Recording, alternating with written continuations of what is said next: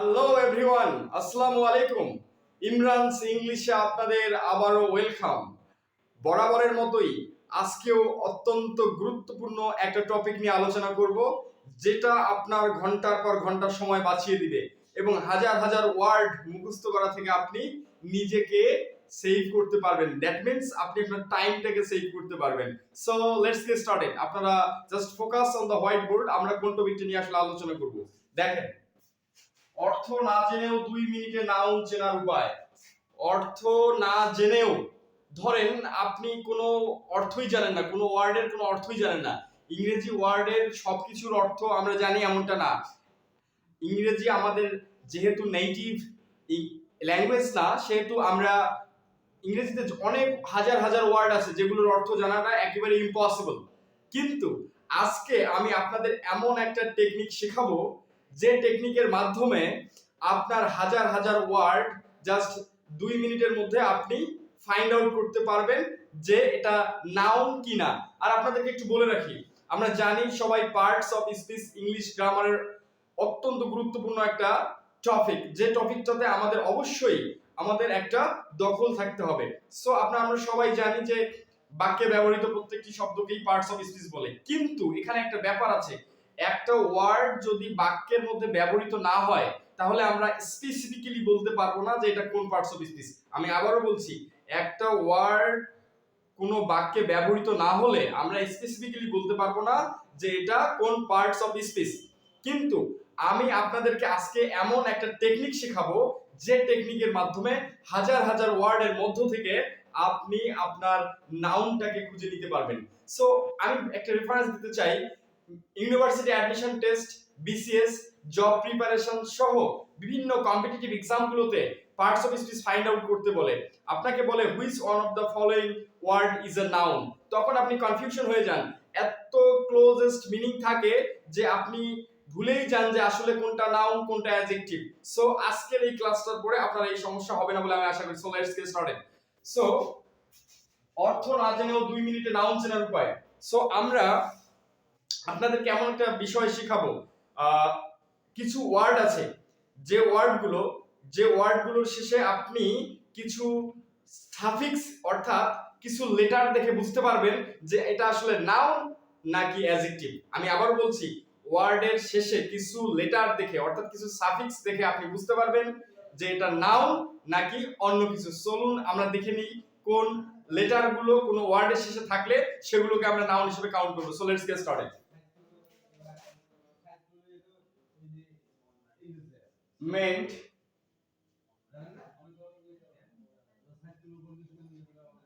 shun, shone, sheep,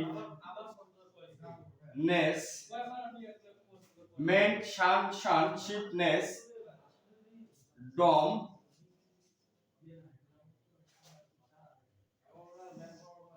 hood, ce, cy, th, ty এবং ism. এই যে সাফিক্স গুলো আছে, এই সাফিক্স গুলো যদি কোনো ওয়ার্ডের শেষে থাকে, তাহলে আপনি স্পেসিফিক্যালি 100% আপনি বুঝতে পারবেন যে এটা আসলে নাউনের কাজ করবে এবং এই পার্টস অফ স্পিচটা নাউন। সো আমরা এখন প্রত্যেকটা ওয়ার্ডের একটা করে এক্সাম্পলের মাধ্যমে আপনাদেরকে দেখাবো যে এই ওয়ার্ডগুলো নাউন। সো আমরা প্রথমে যে বিষয়টাতে আসবো সেটা হলো মেন। আচ্ছা, তার আগে বলি যে আপনি এগুলো কিভাবে মুখস্থ করবেন। আমি যেভাবে মুখস্থ করেছি, আমি যদি আপনাদেরকে বলি ment, tion, sion, ship ness, dom, C, CY, TOS, TY and ism. So আপনাদেরকেও এভাবে মুখস্থ করতে হবে। প্রথমে গ্রুপ করে নেবেন, আপনি কয়েকটা সাফিক্সকে বা কয়েকটা লেটারকে আপনি গ্রুপ করে নেবেন। ধরুন আমি এই যে আমার লেফট সাইডে যে গ্রুপটা আছে মেন, শান, শান, শিপনেস, ডমট, আপনি বারবার পড়তে থাকবেন main, tion, sion, ship ness, ডমট, main, tion, sion, ship ness, ডমট। তারপরে যখন আপনার ফ্লুয়েন্সিটা চলে আসবে, তারপর আপনি রাইট সাইডে যে গ্রুপটা আছে সেই রাইট সাইডের এই গ্রুপটাকে আপনি মেমোরাইজ করবেন। করার পরে দুইটাকে অ্যাডজাস্ট করে বলবেন ment, tion, sion, ship ness, dom, C, CY, TH, TY and ism. যদি কোনো ওয়ার্ডের শেষে থাকে তাহলে সেগুলো কি হবে? নাউন হবে। So let's see the examples. আমরা এখন এক্সাম্পলগুলো দেখে নিই। সো মেন্ট দিয়ে আমরা লিখতে পারি ম্যানেজমেন্ট, ম্যানেজমেন্ট। সো ম্যানেজমেন্ট মানে আপনারা সবাই জানেন, ম্যানেজমেন্ট মানে ব্যবস্থাপনা, এমন হতে পারে ডেভেলপমেন্ট মানে উন্নয়ন, এই ধরনের আরো হাজার হাজার হাজার হাজার ওয়ার্ড আছে। সো শান,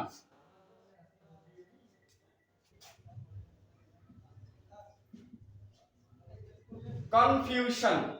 দেখেন এই যে ম্যানেজমেন্ট, এই যে দেখেন এই শব্দটা শেষে আমরা কি পাইছি, মেন্ট, তার মানে এটা কোন পার্টস অফ স্পিচ, নাউন।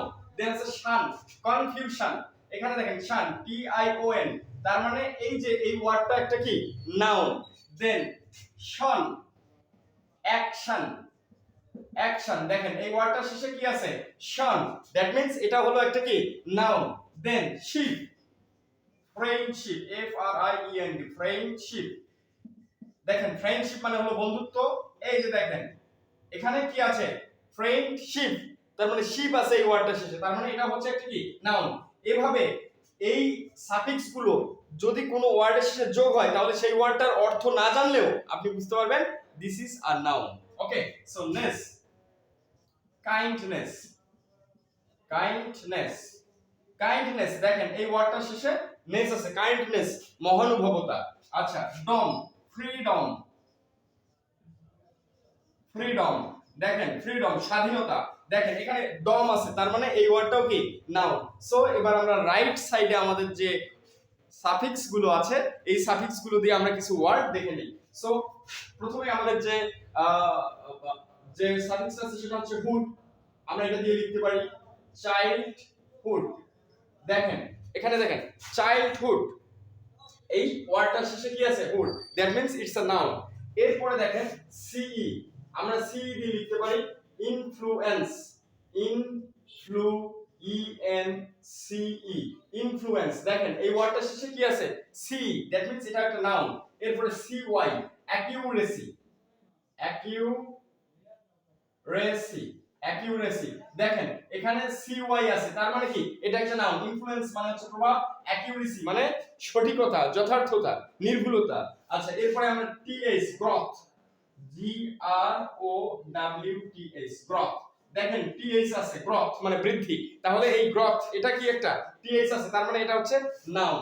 তারপর T Y, cruelty, C R U, cru E L T Y, cruelty, দেখেন টিওয়াই আছে, ক্রুয়েলটি মানে হলো নিষ্ঠুরতা, তার মানে এই ক্রুয়েলটির এটা হচ্ছে একটা নাউন। কিভাবে চিনলাম, শেষে টিওয়াই আছে।